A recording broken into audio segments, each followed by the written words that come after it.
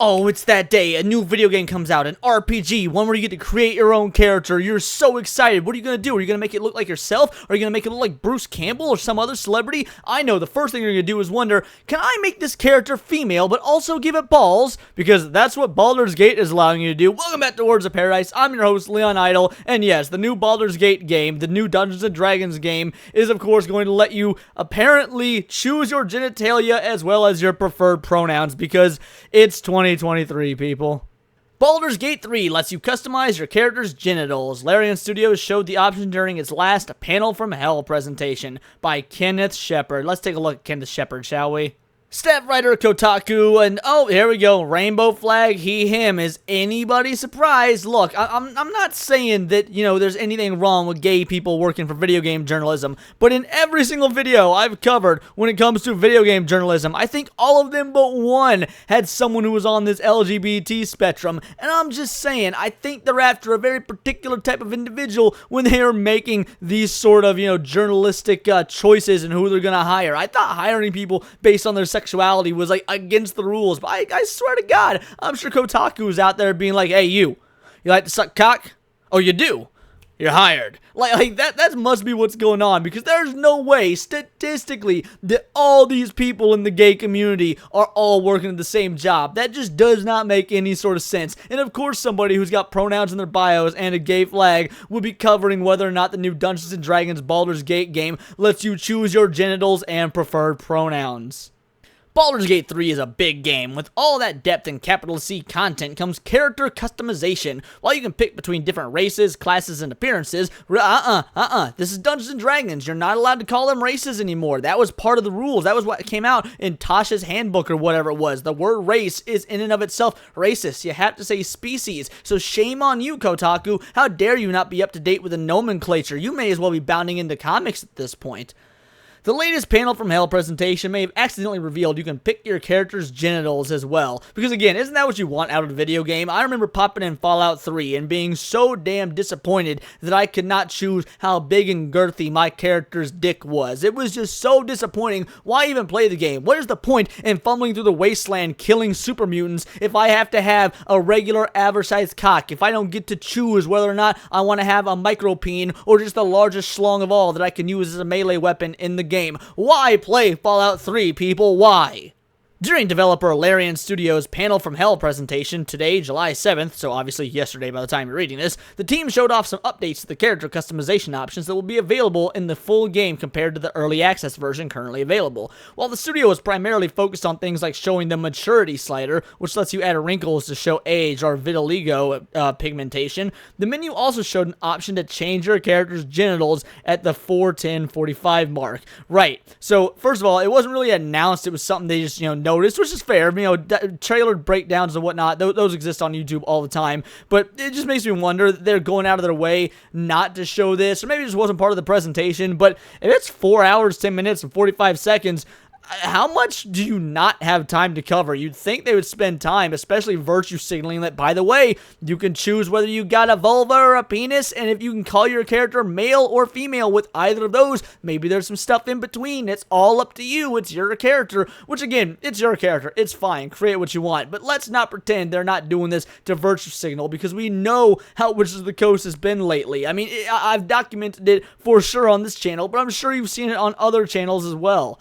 The option shown on the screen simply reads default, so it's unclear just how extensive the customization will be. We've reached out to Larian for comment and will update the story if we hear back. Well, I'm glad they haven't heard back as of yet. This is significant because it's another way, alongside picking your race, there it is again, body type, and pronouns, because yes, of course, you're going to be able to pick pronouns, and not just he or her. I'm sure they're going to come up with all sorts of pronouns you can pick, all 45, 46, 892,333, or whatever the number is of fake pronouns that exist out there beyond he and her and she and, wait, he, her, He and she. There we go. Yeah. Him, her, he, she. Those are the pronouns. Struggle for a moment there because my mind is so baffled and broken at, how 2023 is going. But yes, I'm sure you're going to get to be a they, them, drow that is, actually physically female, but, has a schlong. That's the way this game is going to go because for whatever reason, they think that is just a massive market that they need to capture. Again, of course, this is coming from somebody with the gay flag and the he, him in their bio. This does not represent not only the majority of gamers, but the majority of people. And if you are so shallow that you have got to see yourself in sexuality and all in all your video games, that is such a you problem. Like, it's so weird to me that people feel the need to be represented so much that even when they're playing completely fictional characters like a tiefling or something, they are so latching on to sexuality that has to be in their game. The representation has gone too far. We did not gatekeep hard enough. Players can customize their character's identity in the world. Allowing any mix of body type, genitals, and pronouns lets you create a protagonist that can fit into different identities that might align more closely with your own. Because that's what this is all about. What happened to, relating to non-surface level things? Whatever happened relating to a character's heart and their soul and the goodness in them that you want to bring to the world? Why is it all this skin-deep, surface level stuff? I mean, obviously Kotaku is going to cover this in some sort of positive light. Oh, it's so amazing. We can now choose genitals. Why is that amazing? What is your obsession with what's going on between people's legs in video games? These anthropomorphized pixels on a screen, these fictional lines of code. Why does it matter if they do or do not have a dick? Cyberpunk 2077 had a similar feature when it launched, but it is both very limiting and got caught up in the game's weird determining of V's pronouns by their voice rather than any sort of toggle the player could choose. So yes, Cyberpunk 2077 just was not inclusive enough. Hopefully this is the actualization of an RPG that really lets you create a character that reflects your identity and lived experience. It's not going to reflect your damn lived experience. You're in a fictional world, the world of Faerun, where you are surrounded by gnomes and orcs and goblins and almighty sorts of creatures that do not exist in the wild. There is no lived experience like this. You can't cast spells, you can't conjure fireballs from the air, and you certainly have not gone on any sort of quests for demon lords to retrieve an ancient artifact that can bring about doom upon the entire continent. There is no lived experience here. It's fantasy.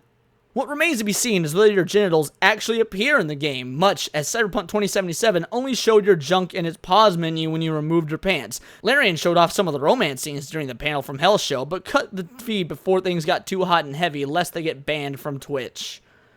Yeah, that's awesome. This is exactly what everyone wanted. I mean, I wasn't going to get this game to begin with, but damn. Look, I thought the goal of a video game company was to make games that make money. And you know what? I'm sure this game will make money. The Baldur's Gate games usually do. But going out and marketing like this, it doesn't seem to be a winning cause because things like this are divisive. I mean, you've seen what happened to Bud Light. You've seen what happened to Target. You've seen people just get so bent out of shape and worked up over the fact this stuff is appearing more and more. For good reason. It doesn't need to be. It's a video game, and this is clearly being done for political reasons. Are you trying to get the gay dollar, or do you think you'll be on the right side of history? I don't care about either of those things. I just want to play a game and stop having this virtue signaling shoved in my face. I mean, again, it's a Dungeons & Dragons property, so I knew something like this was coming with this game, but the fact they're so blatant and overt about it is frankly strange. In what world do you need to be able to control what genitals you have in a video game? Especially because back in the day, you would just choose male or female, and that would dictate your genitals for you. You want to know why? Because those are the only sort of genitals and the sexes that correlate with them. If you want to say, oh, I'm a female character, and name yourself Brad, that should be good enough, but you have to actually choose whether there's something swinging between your thighs or not.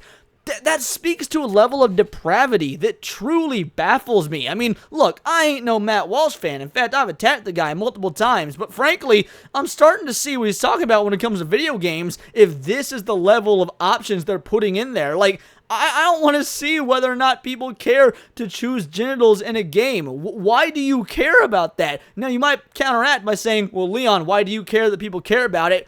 Because I remember when the world was sane, and I would like to get back to that. I remember when Star Wars movies were good, and when there was not sexually charged things in children's TV shows. I mean, yes, there were some, like, adult jokes and whatnot, but the point is, there was a very obvious peak in our culture, and we're absolutely on the downslide. And if being so obsessed with things like genitals and pronouns and the way you identify and your lived experience, if being so obsessed with that sort of stuff is to the point where we're putting it in fantasy video games, I don't know what else to say. How is that not bananas to anyone else? But those are just my opinions. Let me know yours in the comments below, or let me know on Twitter, where you can find me at Bolt the Word. And please do subscribe. I am a nerdy news channel. I cover nerdy news every day. Not always about video games or Dungeons and Dragons, but also Magic the Gathering, anime, movies, you name it. It's all here in the Nerdosphere. And this has been Words of Paradise.